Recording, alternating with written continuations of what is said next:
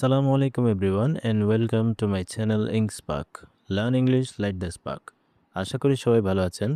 আজকে আমরা এসএসসি পরীক্ষা কুমিল্লা বোর্ড 2025 ইংরেজি দ্বিতীয় পত্রের 7 নং প্রশ্নে যে কমপ্লিটিং সেন্টেন্সটি রয়েছে তার সঠিক ব্যাখ্যা সহ সমাধানটি দেখে নিব। ভিডিওটি শুরু করার আগে চ্যানেলটিকে অবশ্যই সাবস্ক্রাইব করার এবং ভিডিওতে লাইক, কমেন্ট ও শেয়ার করার অনুরোধ রইল।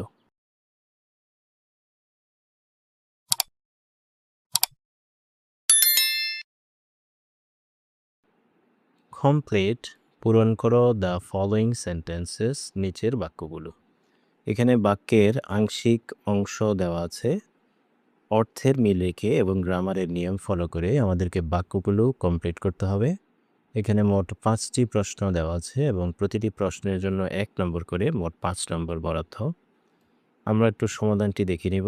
প্রশ্ন এ, dash illiteracy is a curse. Illiteracy অর্থ নিরক্ষরতা, ইজ হলো আ কার্স একটি অভিশাপ। সো এখানে প্রথম যে লাইনটি রয়েছে তার বাংলা অর্থ যদি আমরা একটু খেয়াল করি তাহলে আমরা এইভাবে লিখতে পারি যে এটি আমাদের জানা আছে যে নিরক্ষরতা হচ্ছে একটি অভিশাপ। সো প্রথম প্রশ্নের আনসারটি আমরা এইভাবে লিখতে পারি, it is known to us that, এটি আমাদের জানা আছে যে ইলিটারেসি ইজ আ কার্স, নিরক্ষরতা হচ্ছে একটি অভিশাপ। সো এখানে যেহেতু দ্বিতীয় অংশটুকু প্রেজেন্ট টেন্সে আছে, সো সেই ক্ষেত্রে আমাদের গ্রামারের যে নিয়মটি ফলো করতে হবে যে প্রথম অংশটুকু আমাদের প্রেজেন্ট টেন্সে রাখতে হবে। এরপর বি, উই শুড ট্রাই, আমাদের চেষ্টা করা উচিত, আওয়ার লেভেল বেস্ট, আমাদের সর্বোচ্চ, ড্যাশ। সো আমাদের যেহেতু টপিকটি ইলিটারেসি নিয়ে এখানে, সো এখানে আমাদের কি করা উচিত, আমাদের সর্বোচ্চ চেষ্টা করা উচিত নিরক্ষরতা কি করা, নির্মূল করা বা মুছে ফেলা। সো আমরা আনসারটা এইভাবে লিখতে পারি, we should try our level best, আমাদের উচিত সর্বোচ্চ চেষ্টা করা, টু ইরাডিকেট ইলিটারেসি, নিরক্ষরতা দূরী করতে বা নির্মূল করতে। ইরাডিকেট অর্থ নির্মূল করা বা দূরী করা। এরপর সি, ইন অর্ডার টু অর্থ জন্য বা উদ্দেশ্যে, ইরাডিকেট নির্মূল করা, ইলিটারেসি নিরক্ষরতা, আওয়ার গভর্নমেন্ট আমাদের সরকারের, দেশ। সো নিরক্ষরতা দূরীকরণে আমাদের সরকারের কি করা উচিত, কিছু কার্যকরী পদক্ষেপ নেওয়া উচিত। সো আমরা আনসারটা এইভাবে লিখতে পারি, in order to eradicate illiteracy, নিরক্ষরতা দূরীভূত করতে, আওয়ার গভর্নমেন্ট আমাদের সরকারের, শুড টেক নেওয়া উচিত, ইফেক্টিভ স্টেপস কার্যকরী পদক্ষেপ। এখানে শুড আমরা জানি একটি মডেল অক্সিলারি, সো মডেল অক্সিলারির পরে সাধারণত ভার্বের বেস ফর্ম বসে, সো এখানে টেকের বেস ফর্ম বসবে। ইফেক্টিভ শব্দের অর্থ কার্যকরী এবং স্টেপ শব্দের অর্থ হচ্ছে পদক্ষেপ।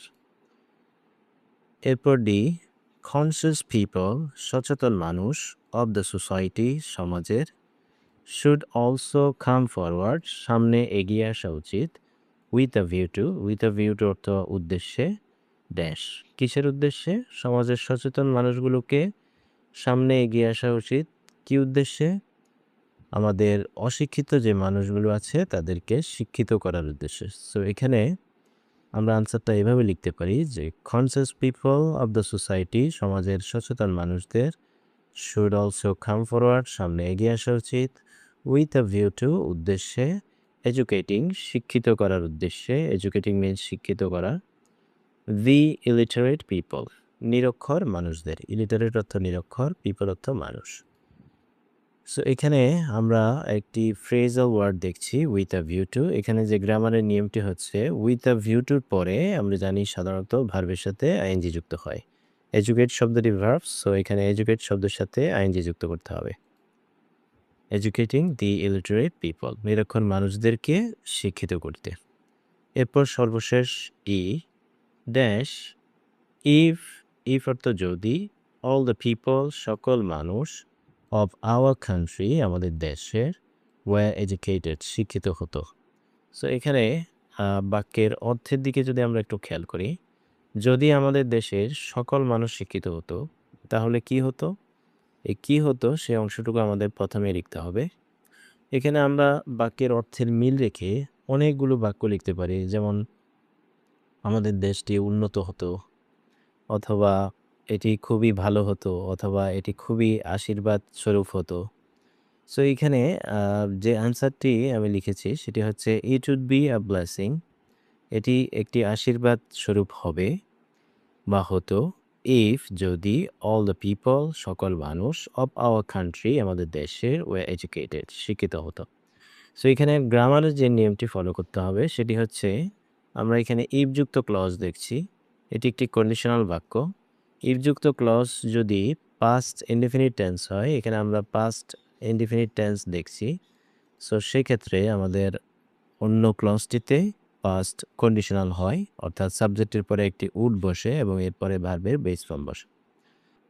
সো এই হচ্ছে কুমিল্লা বোর্ড ২০২৫ ইংরেজি দ্বিতীয় পত্রের ৭ নং প্রশ্নের যে কমপ্লিটিং সেন্টেন্সটি রয়েছে তার সঠিক ব্যাখ্যাসহ সমাধান। আশা করি ভিডিওটি তোমাদের অনেক উপকারে আসবে। ভিডিওটি যদি ভালো লেগে থাকে তাহলে চ্যানেলটিকে অবশ্যই সাবস্ক্রাইব করার এবং ভিডিওতে লাইক, কমেন্ট ও শেয়ার করার অনুরোধ রইল। পরবর্তী ভিডিও দেখার আমন্ত্রণ জানিয়ে আজকের মতো এখানেই বিদায় নিচ্ছি। ধন্যবাদ সবাইকে। আসসালামু আলাইকুম।